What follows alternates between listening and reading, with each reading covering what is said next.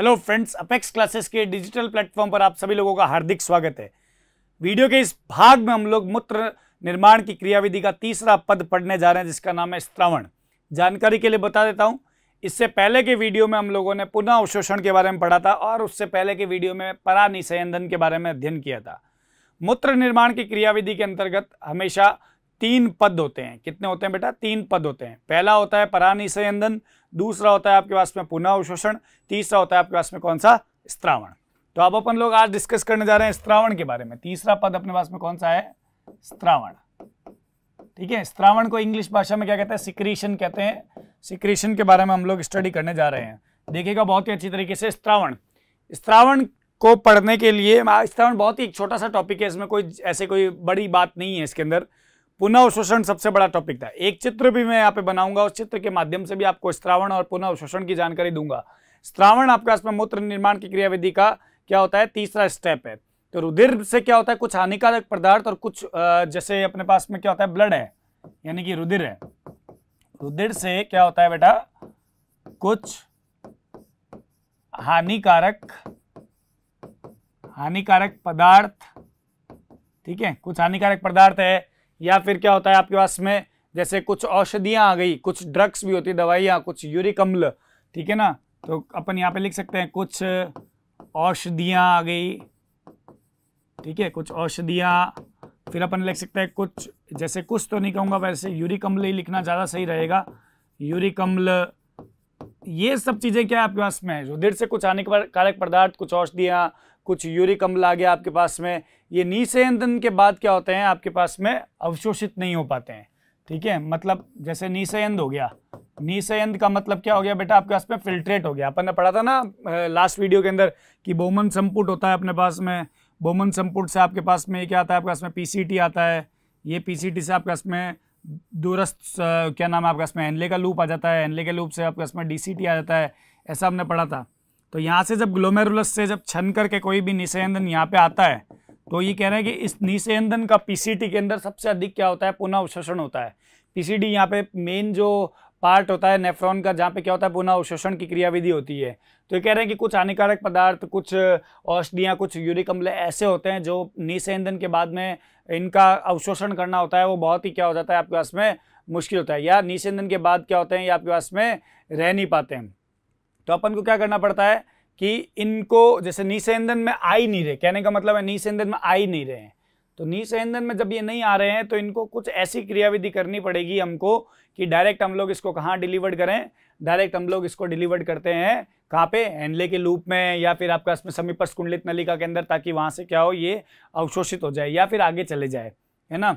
तो यहाँ पे देखिएगा आप लोग, यहाँ पे मैं बताने जा रहा हूँ कि हेनले के लूप और समीपस्थ कुंडलित नलिका की उपकला कोशिका इन अपशिष्ट पदार्थों को सक्रिय अभिगमन के द्वारा वृक्क की नलिका गुहा के अंदर मुक्त कर देती है। तो अपने पास में ये निषेध होकर के कहाँ पे आ गए आपके पास में? मान लो ये निषेध हो गया। निषेध होने के बाद में कहाँ आ गए? हेनले के लूप में आ गए।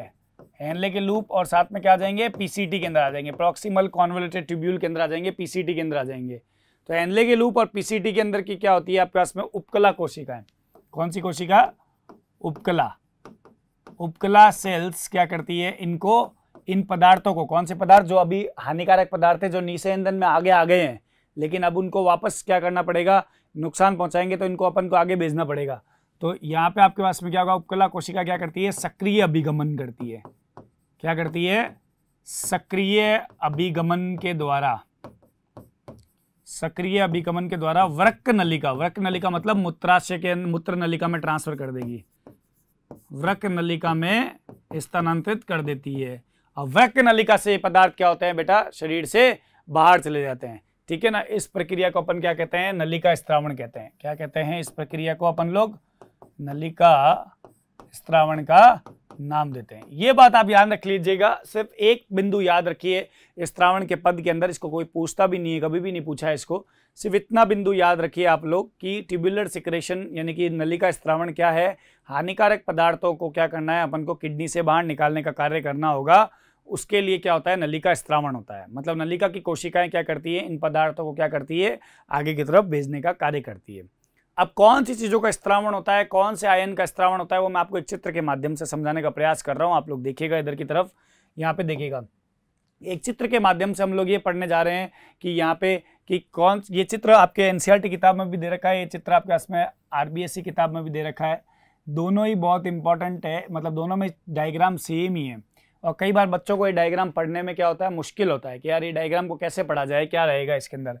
तो आपकी जानकारी के लिए बता देता हूँ आपको कि किस तरीके से आपको इसको स्टडी करना है। यहाँ पे मैं नेफ्रॉन का ही वही चित्र बना रहा हूँ जो मैं पिछले 3 वीडियो से कंटिन्यू बनाते आ रहा हूँ, ठीक है ना। और यहाँ पे हमारे पास में क्या चीज़ है कि मेन चीज़ अपने पास में जो आ रही है वो मैं आपको बताने जा रहा हूँ, देखिएगा, है ना। यहाँ पे ये अपने पास में इधर की तरफ आ गए, इस तरीके से नेफ्रॉन है। अब यहाँ पे अपन को ग्लोमेरुलस वगैरह बनाने की आवश्यकता नहीं है बिल्कुल भी, क्योंकि हमको कुछ चीज़ें यहाँ पे शो करनी है कि यहाँ पे कुछ तीर के निशान लगाएंगे, और वो तीर के निशान किसको प्रदर्शित करते हैं ये आपको मैं बताऊंगा, और बहुत ही इंपॉर्टेंट है तीर के निशान, ध्यान रखिएगा। जैसे ही यहाँ पे आपके पास में इधर की तरफ अगर मैं बात करता हूँ तो अपन लोग जैसे बात करते हैं यहाँ पे कि पुनः अवशोषण, उससे पहले मैं आपको एक और बात बताता हूँ कि ये जो मैं एक लाइन खींच देता हूँ यहाँ पे, ठीक है, ये अपन लोग पहले भी पढ़ चुके हैं कि यहाँ से ऊपर वाला एरिया जो है वो किसका है बेटा, कॉर्टेक्स का है, और नीचे वाला किसका है आपके पास में, मेड्यूला का है ना। ये चीज़ है, हेनले का लूप मेडुला के अंदर डूबा हुआ है, जक्स्ट्रा मेडुलरी नेफ्रॉन है पूरा ये, और इसके अतिरिक्त आप कॉर्टिकल नेफ्रॉन बनाओगे तो हेनले का लूप भी थोड़ा क्या रहेगा, ऊपर रहेगा, जो हम लोग पहले भी बात कर चुके हैं कॉर्टिकल नेफ्रॉन और जक्स्ट्रा मेडुलरी नेफ्रॉन के बारे में। नाउ इंफॉर्मेटिव चीज को आप समझने की कोशिश कीजिए। ये पीसीटी है, पीसीटी के अंदर आपको पता है कि मुख्य रूप से क्या होता है, बहुत ही अधिक मात्रा के अंदर पुनः अवशोषण होता है। क्या होता है, पुनः अवशोषण होता है। तो यहाँ पे क्या होता है, आयन का संतुलन भी बना के रखना पड़ता है। अपन ने मुख्य रूप से पुनः अवशोषण ये पढ़ा कि दहली मान के ऊपर निर्भर करता है। पिछले वीडियो में ही मैंने बताया था आप लोगों को कि दहली मान के ऊपर निर्भर करता है, बताया था ना बेटा। तो वही चीज यहाँ पे, लेकिन उसमें ये बताया था ग्लूकोज का पुनः अवशोषण हो रहा है, अमीनो अम्ल का हो रहा है, जल का हो रहा है, कुछ मात्रा के अंदर आयन का हो रहा है। तो यहाँ पे कुछ आयन्स ऐसे भी है जो पुनः अवशोषित होकर के क्या होते हैं कि पुनः रक्त में प्रवेश करते हैं। तो पहले जो चीजें जो हमको पता है वो हम लोग लिख सकते हैं यहाँ पे कि मान लीजिए कि यहाँ पे अपन ने कहा कि किसका अवशोषण हो रहा है, ग्लूकोज का अवशोषण हो गया। किसका हो गया, ग्लूकोज का। और किसका हो रहा है, अमीनो अम्ल का अवशोषण हो रहा है। कुछ मात्रा के अंदर हम कहेंगे जल का भी अवशोषण हो रहा है। कुछ मात्रा के अंदर अपन कहेंगे बाइकार्बोनेट आयन का भी अवशोषण हो रहा है। तो ये जो तीर जितने बाहर निकलते हैं बच्चों, ये तीर जितने भी यहाँ पे बाहर निकल रहे हैं, ये सारे के सारे तीर प्रदर्शित करते हैं किस चीज को आपके पास में, कि ये पुनः अवशोषण को प्रदर्शित कर रहा है। जो यहां से क्या हो रहा है, बाहर निकल रहा है, ये क्या प्रदर्शित कर रहा है, पुनः अवशोषण को प्रदर्शित करता है। ये बात ध्यान रखिएगा, इस तीर का ही खेल है सारा चित्र के अंदर, तो तीर को याद रखिएगा, है ना।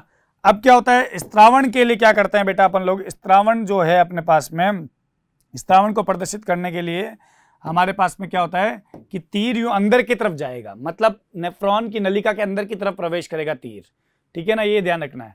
तो स्त्रावण में आपके पास में किसका होगा, जैसे कि पीएच के आयन को संतुलन करने के लिए क्या होता है, H+ आयन का क्या होता है, स्त्रावण हो रहा है। किसका हो रहा है बेटा, H+ आयन का, ताकि क्या हो कि पीएच बैलेंस है। अब पीएच साला कहाँ बैलेंस रहे, बाहर की तरफ जो द्रव है वो, और अंदर की तरफ जो निःसंदेह है उसके अंदर ऑस्मो रेगुलेशन मतलब परासरण नियमन रहना जरूरी है। तो H+ आयन का क्या हो गया, स्त्रावण हो गया। उसके अलावा किसका हो गया बेटा आपके पास में, पोटेशियम आयन का स्त्रावण हो गया, है ना, क्योंकि ये कंपनसेट करेंगे, आयोनिक बैलेंस को बना के रखेंगे। उसके अलावा अमोनिया का भी क्या होता है, थोड़ा सा क्या होता है आपके पास में स्त्रावण रहता है।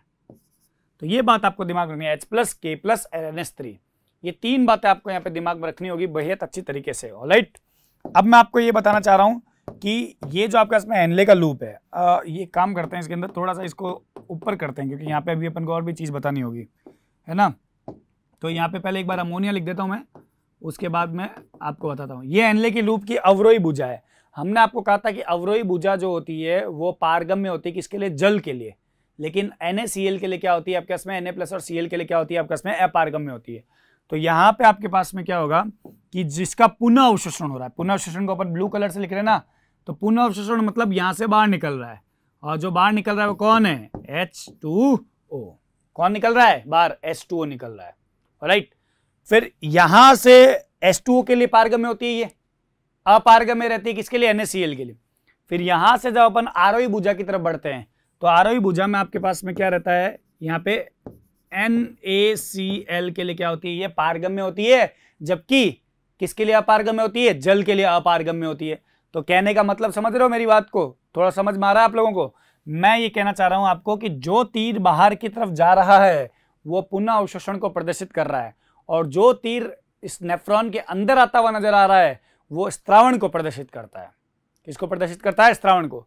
अब यहां से निस्यंद कहां पहुंचेगा? डीसीटी के अंदर पहुंचेगा।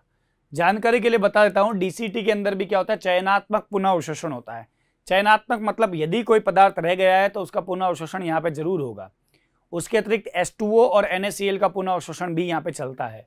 तो पहले पुनः अवशोषण की बात करें तो यहाँ पे अपने पास में क्या आ जाएगा? एक तो सबसे पहले H2O आ जाएगा, फिर क्या आ जाएगा अपने पास में? NaCl आ जाएगा, फिर क्या आ जाएगा अपने पास में? ग्लूकोज अगर बच गया है तो, बाकी बचता नहीं है क्योंकि लगभग 100% ग्लूकोज का अवशोषण जो है पीसीटी में ही हो जाता है। लेकिन फिर भी अगर कोई पॉइंट में भी मात्रा बच गई है तो डीसीटी से उसको अपन क्या कर लेंगे? निकाल लेंगे। उसके अलावा यहाँ पे जल का तो हो ही गया आपके पास में, अमीनो अम्ल आएंगे, यहाँ पे बाइकार्बोनेट आयन का भी क्या होता है? यहाँ पे आपके पास में पुनः अवशोषण होता है। समझ गए? और स्त्रावण का प्रोसेस सेम है, जो पीसीटी में हुआ वही डीसीटी में होगा, मतलब जो समीपस्थ कुंडलित नलिका के अंदर हुआ वही दूरस्थ कुंडलित नलिका के अंदर स्त्रावण हो रहा है, क्योंकि आयन का क्या करना है? अपन को संतुलन बना के रखना है, इस वजह से ये चीजें होती है। ठीक है, बड़ी क्लासेस में एमबीबीएस में जाओगे जब बहुत ही जचा के पढ़ोगे। अभी तो अपनी एनसीईआरटी किताब और आरबीएस किताब में केवल 4 लाइन दे रखी है स्त्रावण के लिए, है ना। तो ये क्या आ जाएगा? H+ आ जाएगा अपने पास में, K+ आ जाएगा, और क्या आ जाएगा? NH3+ आ जाएगा। ठीक है, क्या आ जाएगा आपके पास में? NH3+। ठीक है ना, अमोनिया आ जाएगा इसके अंदर, NH3 क्या आ जाएगा। अब अपने पास में क्या हो जाएगा? ये संग्रहण नलिका है। संग्रहण नलिका के बारे में भी हमने ये जानकारी प्राप्त की थी। संग्रहण नलिका का ऊपर वाला भाग जो है वो जल के लिए क्या होता है? परमिएबल होता है, यानी कि पारगम्य होता है।